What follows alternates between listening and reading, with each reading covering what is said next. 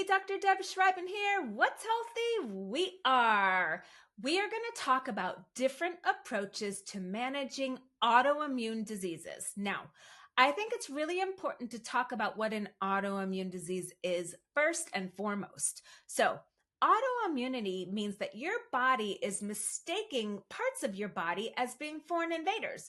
So, for example, for those of you out there who have Hashimoto's disease, Hashimoto's is your body is looking at that thyroid and going, what is that thyroid? That's not part of my body. And it goes in and it launches an attack on it.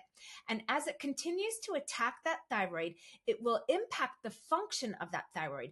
And the thyroid is your master gland. You don't want that thing not working right.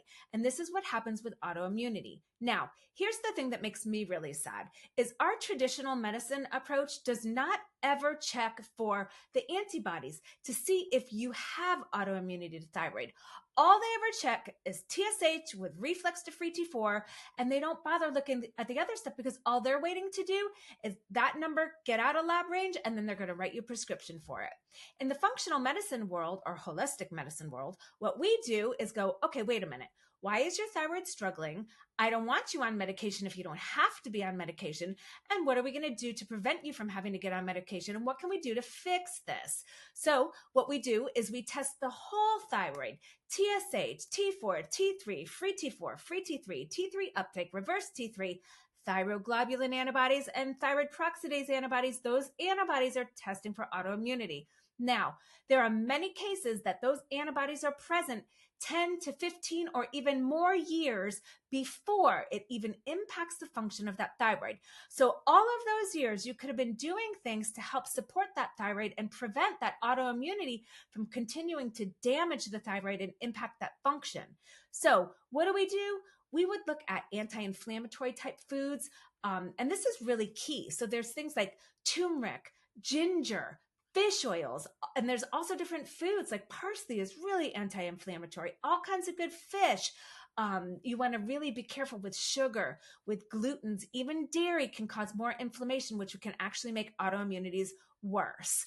The other thing is we have things like asthma, eczema, type 1 diabetes. These are all autoimmune, and Graves, which is autoimmune hyperthyroid. So there's tons of different ones out there. I mean, there's many, many more than that. I could probably even think of 20 right off the top of my head.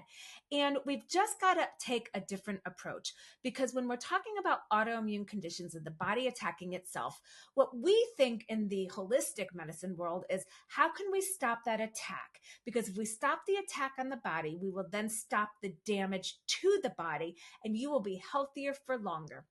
I have seen many patients that have come in that have these autoimmune issues, and we actually work and we get those antibodies to stop attacking, and they feel great and they're less puffy and they sleep better and their energy is better and their skin is better and they get the sparkle back in their eye and they just feel like they did when they were younger. So just because you have an autoimmune issue is not a death sentence. It does not mean that your body has to break down and stop functioning, but you also have to make sure that you're cleaning out your body, you're healing that gut, reducing inflammation, balancing those hormones so that autoimmunity can be in control and it will stop attacking your body.